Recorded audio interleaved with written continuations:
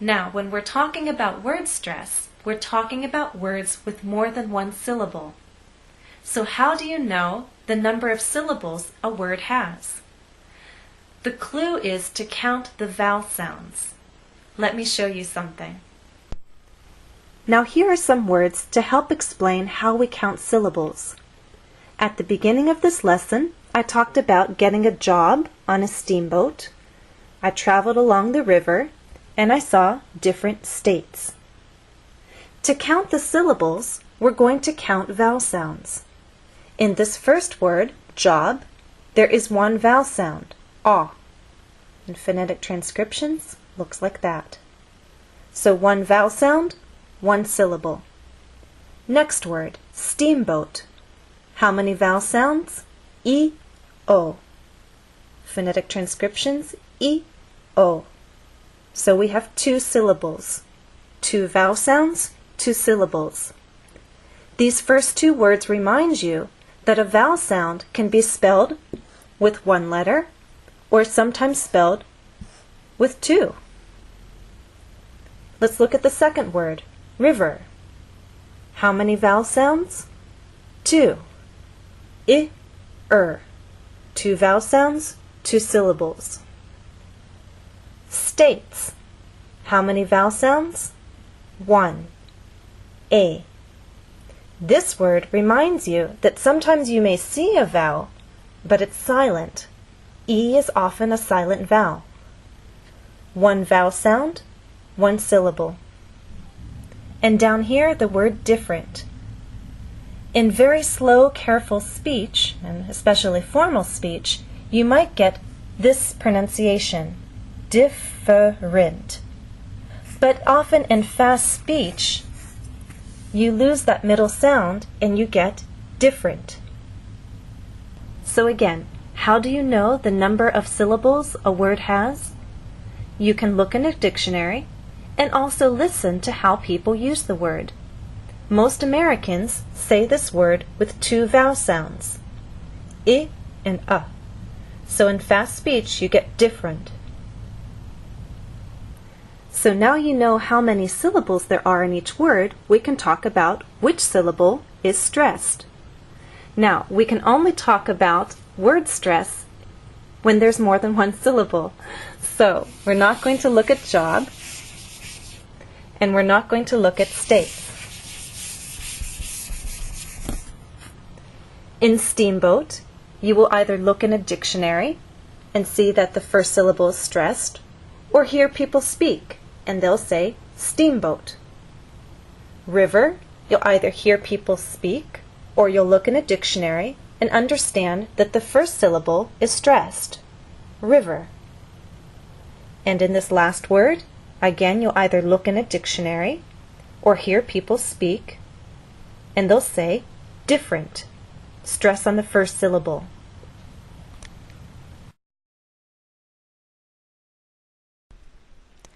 Exercise 3. Count the number of syllables in each word. Here's an example. Look at the word and say it out loud. The word is travel. How many syllables? 2. Travel. There are two vowel sounds in this word. Travel. In phonetic transcriptions, a. Travel, two vowel sounds, two syllables. Let's start with number 1. The word is map. Map has one syllable. Number 2. The word is compass. Compass has two syllables. 3. The word is suitcase. Suitcase has two syllables. 4. The word is continent. Continent has 3 syllables.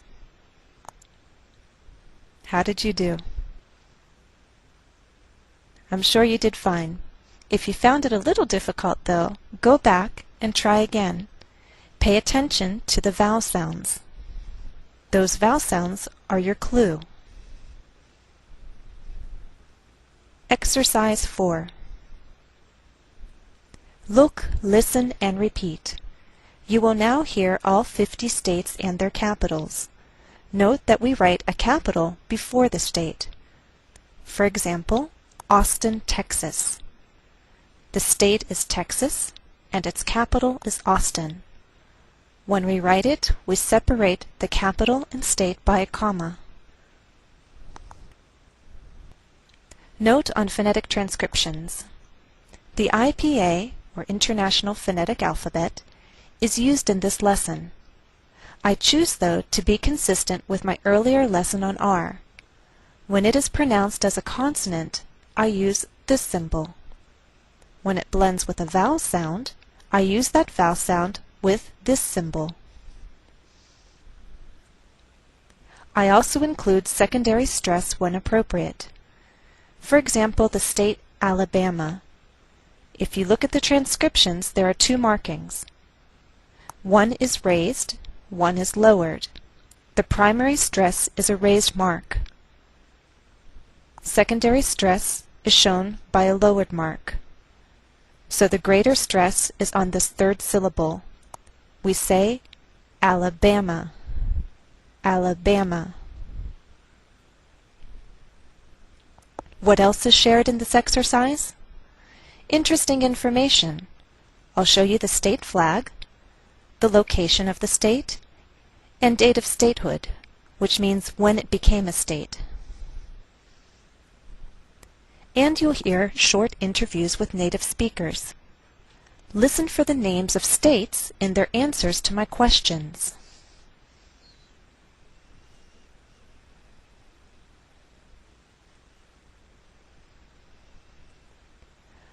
Montgomery, Alabama. Juneau, Alaska. Phoenix, Arizona. Now, not all sources will agree with my transcriptions for the state here, but I choose to use these transcriptions because I feel they most closely reflect the most common pronunciation among Americans. Again, we say Phoenix, Arizona. Little Rock, Arkansas.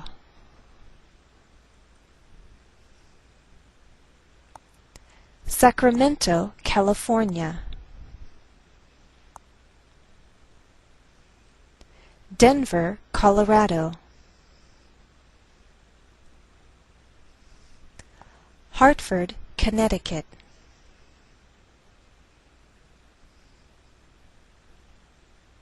Dover, Delaware.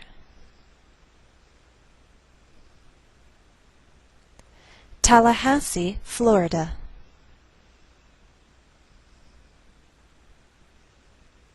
Atlanta, Georgia.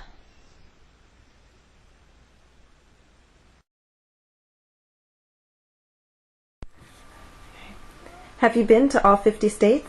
No, I haven't been to all 50 states. About 23. Wow. What's your home state? My home state is Massachusetts. What's the capital of Massachusetts? Boston, Massachusetts. Can you tell me some vacation states? Sure. New Hampshire, Maine, Vermont. I've spent time in New York, North Carolina, South Carolina, Florida. Is there a state you'd like to visit in the future? I'd actually like to visit Alaska. Why? I'd like to see the glacier. I'd like to see Mount McKinley or Denali, whichever you prefer to call it. And I've never been to the Pacific Ocean, so I think I'd like to see that as well. Have you traveled to the South? I've traveled a number of times. Which states have you been to? Virginia, West Virginia, Maryland, North Carolina, South Carolina, Georgia, Florida, Louisiana. I've never been to Mississippi, Alabama, or Arkansas. I consider them southern states. I've been to Tennessee. I've never been to Kentucky. So I think those are most of the southern states. I think I have only missed 4 of what I consider southern states.